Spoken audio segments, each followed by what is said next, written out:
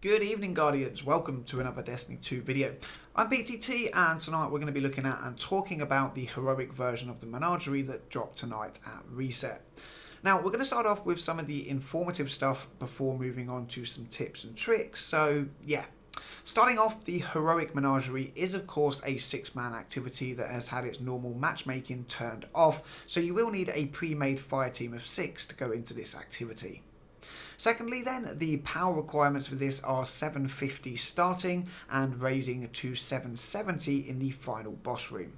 Now, I highly recommend that you have a couple of warlocks on your team for this, guys, because those wells are a lifesaver, and if you're going for the flawless triumph, then you will need all of the staying alive power that's available to you. Next then, there is, as I just mentioned, a secret triumph for completing the final boss room with 0 people dying. So again, bring a few whales and make sure you communicate efficiently to get this done.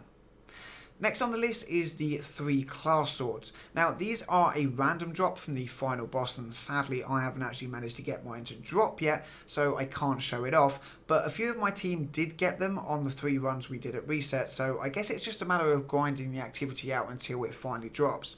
It is worth noting that if you wish to complete the badge for this season, you will need to get at least one of the class specific swords to drop, so yeah, you're kind of going to have to get your grind on, guys. Up next, let's show off the new emblem that is obtained as a guaranteed reward on your first completion of heroic mode. Now, I have to say this is a very nice looking emblem, and it does of course track the amount of clears you have in the heroic menagerie. Now, not too many people will be fussed about this, but again, I think it's nice and I wanted to show you what it looked like. Up next on the list, we have the Izanagi's Burden Catalyst. This has a chance to drop from the final chest after completing the final boss, and while I wasn't lucky enough to get any of the swords drop, I did manage to snag the Catalyst, so I'm looking forward to doing some DPS checks with this thing very soon. Now, as you can see on screen, the Catalyst increases the damage of Honed Edge when 4 bullets are consumed, so it's going to be really nice to get this done and see just how much of a damage increase it will be. Who knows, maybe a Crown of Sorrow boss run with Izanagi's will be up on the channel soon. Finally, guys, before moving on, I want to let you all know that the projectile glitch in the gauntlet does indeed still work, so that makes for a very easy phase if you're struggling. If you're not sure how to do this, then just search it here on YouTube, as plenty of people have already covered it.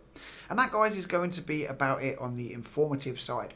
As, when, or if more information becomes available, I will of course update you, but now let's move quickly on to a few tips and pointers I can give you from my team's runs tonight. Number 1, make sure you have some warlocks. Now, I have mentioned this already, but they really will make your life a whole lot easier if you have at least one of them on the team. Number 2, take your time but kill quickly and efficiently. Now, for any of you raiders out there, this will of course come naturally, but for everyone else, it is pretty much a simple method of making sure you use things like the correct elemental weapons when taking out shields, using your abilities as often as you can, and team shooting things to make sure they're dead as quickly as possible while keeping yourself alive as long as possible. Number 3, communicate well and work as a team. Now, this again should come naturally to teams that raid together, but the difference between success and failure can very easily be the team's communication, so make sure the chit chat is kept to a minimum and you concentrate on what you're doing. Number 4, remember extinguish is on. Now, this again should be something you are all aware of already, but if you're not, let me just remind you, if your entire team dies, then you will be returned to orbit. So if you're the last Guardian alive on your team, focus up, play it safe. There's no shame in hiding in a corner until your team can revive. Better that than return to orbit and failing the whole thing. And finally, guys, as a 770 final encounter, the final boss will take a lot to kill. Spike grenade launchers are currently extremely powerful right now, so I would highly recommend these. Someone on the team may be running the tractor cannon for the increased damage output. It is also very handy. Ultimately, right now, you won't be one phasing the boss, so again, communicate, work as a team to get the multiple phases done, get it done clean, and yeah, you'll get your completion, guys.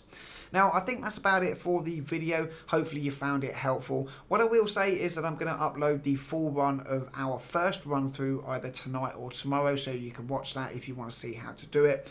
Also, make sure to come and drop by the Twitch channel linked in the description below, as we do indeed do Raid Sherpas, and we will be extending that to Heroic Menagerie Sherpas too. So if you need it and you're on PC, then of course we can help you guys out. And finally, I want to give a massive shout shout out to my fellow team members, Irish and Evan, who are fellow content creators too, and you can find links to their Twitters and Twitch channels in the description box down below.